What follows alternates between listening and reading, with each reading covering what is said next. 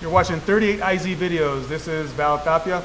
Our special musical guest today is somebody who will be in town on Friday, April 27th at the Musical Instrument Museum, otherwise known as the MIM. It's none other than Stanley Jordan, and legendary jazz musician, composer, and he's got quite a story to tell, so I can't wait to get this started. And without further ado, via Skype, Mr. Stanley Jordan. Stanley, how are you doing? Yeah, hi. Thank you. Good. How are you doing? I'm doing great, thank you. To get started, Good. I want to go back literally to the beginning of your, you talk about a musical history that you have. Known, obviously, guitar player first and foremost, but in point of fact, you actually started as 9 or 10 years old playing classically trained piano. Is that correct? That's right. Piano was my first instrument. And I started taking lessons when I was 7, but I was actually playing before that because we had a piano in the house. And as early as 3 years old, I was experimenting and just trying out things, And I think it was easy for my folks to see that I just loved it. So thanks to them, I got lessons and I was able to keep going. Right. And so at that point, so the piano, I assume that really helped you with your craft of learning how to write songs as you entered the guitar phase, so to speak. Yeah, that's right. Piano is a good instrument for composing. Although I have to say, like for me, my best ideas as a composer really come straight into my head. It's like sometimes I feel like there's a radio station out there and it's just piping music into my head. I can't really explain it. Right. But sometimes I have to get away from the instrument in order to really hear the music that's deep inside me. Mm-hmm. So if like a melody pops in your head or something, then that's the beginning of it, so to speak. Yeah, sometimes melodies get stuck in my head for a long time. Right. But fortunately, if it gets monotonous, I can change the channel. True. So from that then, so the transition from piano to guitar, talk about that a little bit and when the guitar came into your life, so to speak. Yeah, so I always loved the guitar. I actually got a guitar for Christmas when I was, I think, like 6, but I never learned how to play it. I never really had any help with that. So later I got my second guitar, which is the first one I actually played when I was 11. And I played guitar for a couple of years exclusively because at that point we didn't have a piano in the house anymore. And it didn't take me long to realize that guitar was really my number one instrument. Right. And so going to this now, to your teen years, go a little few years later, what was the first live concert you ever went to? The first live concert? Wow, that's a good question. I have to really think about that. We had some concerts. We had one concert at my elementary school, and just some friends of mine had put this rock band together. And I think as far as like a rock concert, that was the first one I had seen. So it's not a big deal. It's some friends, but I loved it so much. And that feeling, the deep bass and the drums and everything, the sound of a whole band really moved me. And I'd say it was just maybe a couple of years later after that I got a chance to see Carlos Santana. This would be around 72. Wow. Because I went to this all-day festival in an amphitheater, and Santana just showed up as a last-minute headliner. I mean, he wasn't even scheduled to play.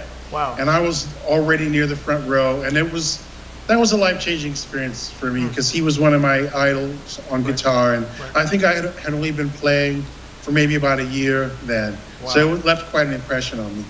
Okay. And to that point, when you're talking about Carlos Santana, a couple of years later, I believe you must have been on 16 or 17. This blew my mind when I read this about you. You actually, at 16 or 17, you actually played with Quincy Jones. Is that correct? Well, yes, they put together an all-star band of high school students in our county, in Santa Clara County. And they selected certain students who had notable show, performances and stuff. So we did a concert together with Quincy Jones.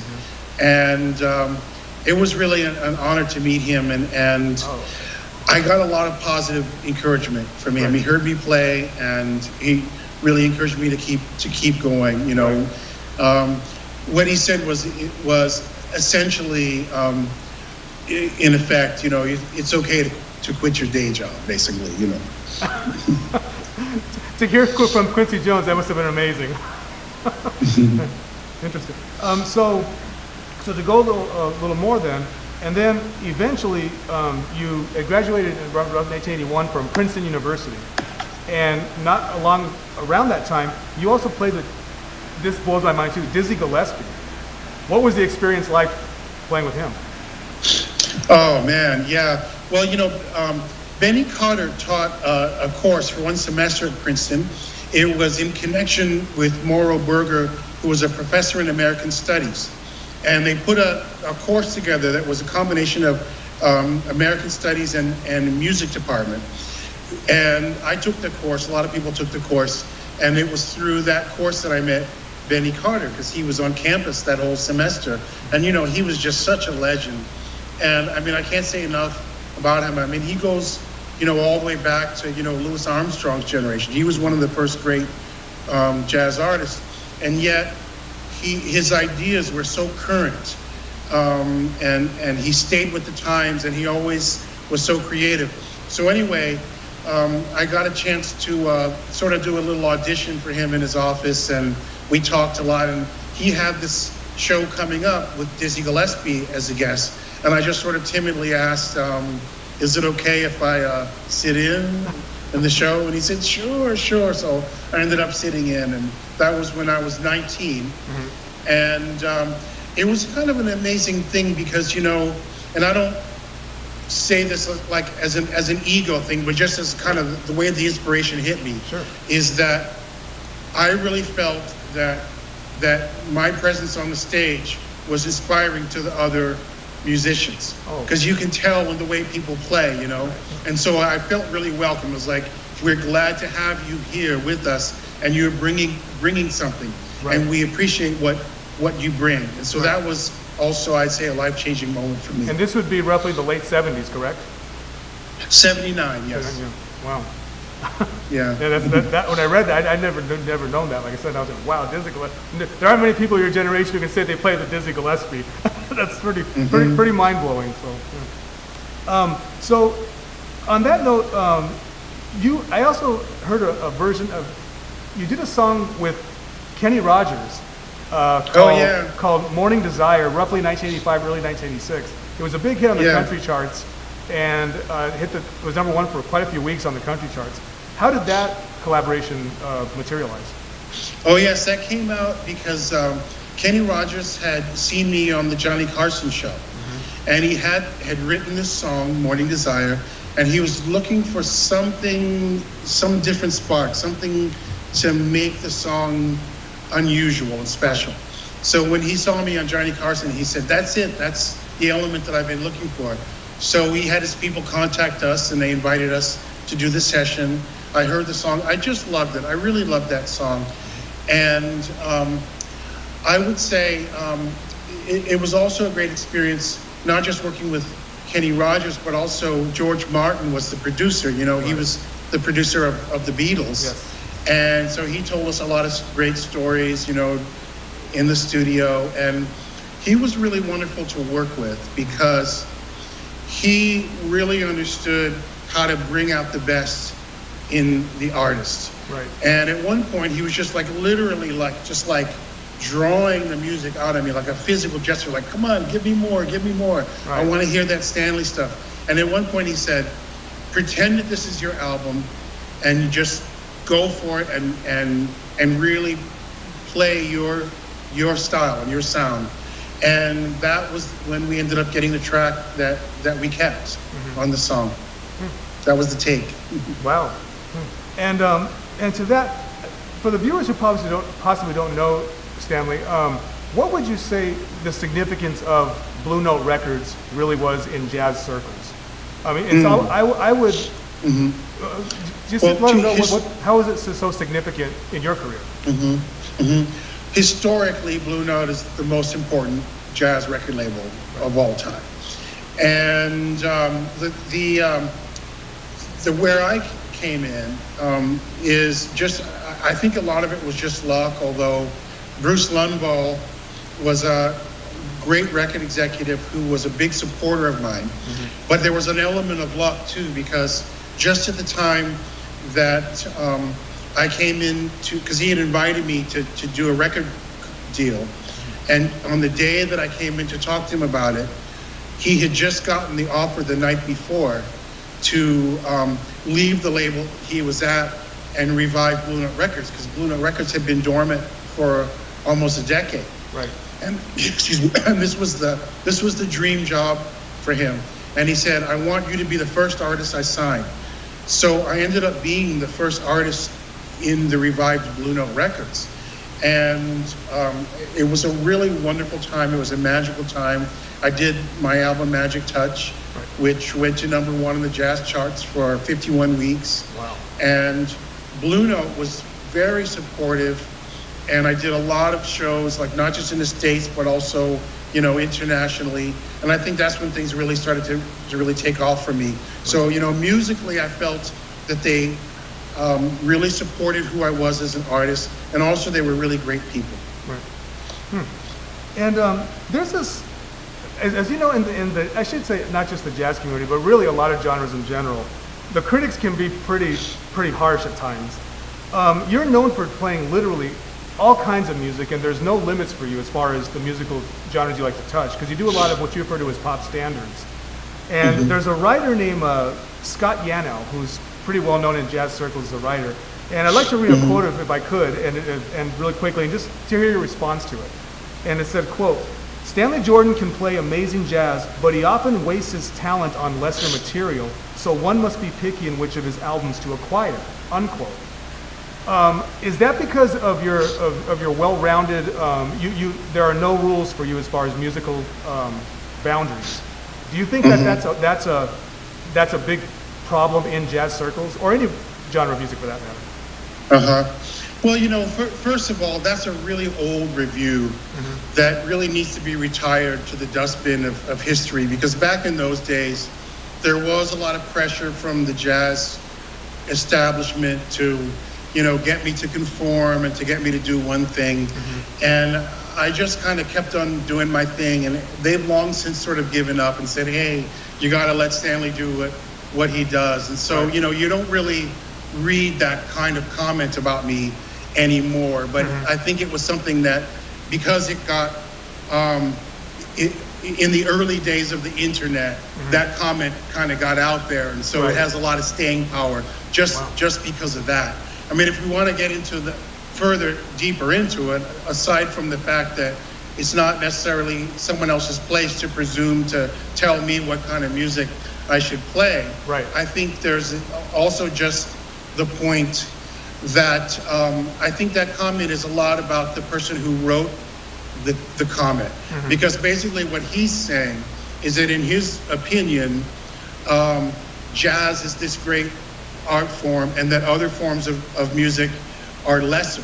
Right. And he's welcome to his opinion, you know.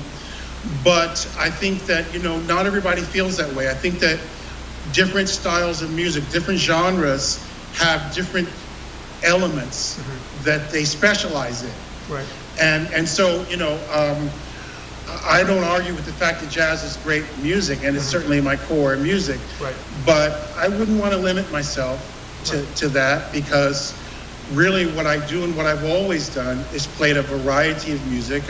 I started out playing classical music, then I got into blues and R&B and rock and roll, and I like the way that jazz sort of put it all together for me. Right. But it's not the only kind of music that I love. Right. And so what's really needed is for the publications, when they're reviewing me, they need to assign the review to someone who's actually qualified to really judge me, which would be someone who's not limited to jazz. Right. Wow, that's a great answer. Like I said, and it's interesting that you were aware of that kind of mentality. That's interesting that you were so honest about that. I appreciate your honesty on that. Yeah, but you know what the thing is? I love the fact that we have jazz purists. Right. I think we need our jazz purists. You know, it's just that if you're a purist, or if you're a fundamentalist of any kind, that's fine. It's just that when you try to take your limited idea and impose that on others, that's when I think you run into trouble. Very, very excellent way to put that. Wow. And just to let me remind our viewers, Stanley, I'm speaking with jazz musician Stanley Jordan, and he will be here at the Musical Instrument Museum, otherwise known as the MIM, on Friday, April 27th. Show starts at 7 o'clock, and limited tickets are still left, so it's selling very well. So I highly recommend you get the tickets, because it likely will sell out. And just want to get the word out there, Stanley, before we continue. And really quickly, also, there was a great film you were part of, I want to say roughly 87 or 88. And it was called Les Paul, He Changed the Music. Very cool. I mean, how did you come get involved with that? And let our viewers know the amount of talent that was actually in that movie. Oh man, that was such a great experience. We had so many people. We had Steve Miller, we had Van Halen, we had B.B. King, we had David Gilmour, Brian Setzer, just so many wonderful guitarists. And they were all there to honor Les Paul. So it was my honor to be part of that group. I bet. And, Les, I mean, let's see, when we did that, he must have been, I guess he was like in his 80s then, I think, late 70s or 80s or something. And he was just playing amazingly well. I mean, he was such a great artist. I mean, in addition to being a genius inventor and all that, I mean, just as a guitarist, he was really influential. I think that he deserves more credit as an influence than people give him even. For example, a lot of the things that I hear in Jerry Garcia's playing, and I never heard Jerry say this, but it really sounds to me like Jerry Garcia was influenced by Les Paul. I mean, I can name so many people. I know that I was, for sure. Right. And anyway, when we did this this film, it was a big performance. We all played in different combinations, and we honored Les. And we did this blowout where everybody all in the whole thing played together at the end. Right. And it was a wonderful experience. I bet. And really quickly, I want to also go into this is a very important thing to talk about you with, because the philanthropic work you do with the American Music Therapy Association, and you're actually going for your master's or pursuing it for music therapy as well. Is that correct? Yeah, the master's degree has been on hold because I've been traveling so much. So I've been continuing my independent study. I haven't done any coursework lately, but I would say Tempe, Arizona State is one of the top places to study music therapy. And Dr. Barbara Crow, running that program, has done a lot of great things for that field. And she wrote what I think is the #1 book about music therapy. It's called Music and Soul Making. And what she basically did is she came up with a whole new basis for understanding the theory of why music therapy and how music therapy works. It's based on modern science, like cutting edge science. The book is called Music and Soul Making. I highly recommend it. And I'm glad you mentioned this because it's inspiration for me, because I'm thinking about my plans for next year. And I'm thinking at some point I really want to get back and get finished with my master's degree in that. I just love this topic. Great. And how, again, so with the American Music Therapy Association, could you give a little bit of background on that too? Yeah, so, music therapy, well, we call music therapy, the term has been around since the early 50s. And it was first used extensively in treating vets who had returned from conflict. And so it was very psychologically oriented. And there are several different branches of music therapy. And they kind of roughly parallel different branches of psychology. For example, there's behavioral music therapy. There were two different associations that merged, and now we have the American Music Therapy Association. The last I heard, there were over 4,000 practicing music therapists in the U.S., but that was a long time ago, so I'm sure that number is much higher. And I started going to conferences in the U.S., and then I think it was around 2000 that I went to the international conference, and I saw what people were doing all around the world, and that's when I made the decision, okay, I have to get involved. This is really something special. Good to hear. Well, I'm going to go ahead and wrap I appreciate your time, Stanley, and I know Oh, your sure. fans out here are looking forward to seeing you in the Valley here. And if we want to wrap this up, like I said, really quickly, what's on the horizon for any new music in the near future? So I have a new album that's completed, and I'm just sort of looking for the right time and place and venue to release it. I'm really excited about it. I actually think this is my best album. Wow. I really feel that. And people who are kind of close to me in my world, they all say, yeah, this is the best one. So I can't wait to get it out there. Any projection do you think that you might have it out by? Hoping to get it out by the end of the year. We don't have a definite release date, but we'll be sure to let you guys know. Sounds good. So I better let you go with that. Thank you so much for your time, Stanley. It was a pleasure and honor speaking to you. You're And your fans look forward to seeing you. And like I said, you're always welcome on this. If you ever want to come and play guitar a little bit, you're always welcome on this channel. Thank you so much. All right, I appreciate take care. it. Bye-bye. Thank you. Okay, bye-bye.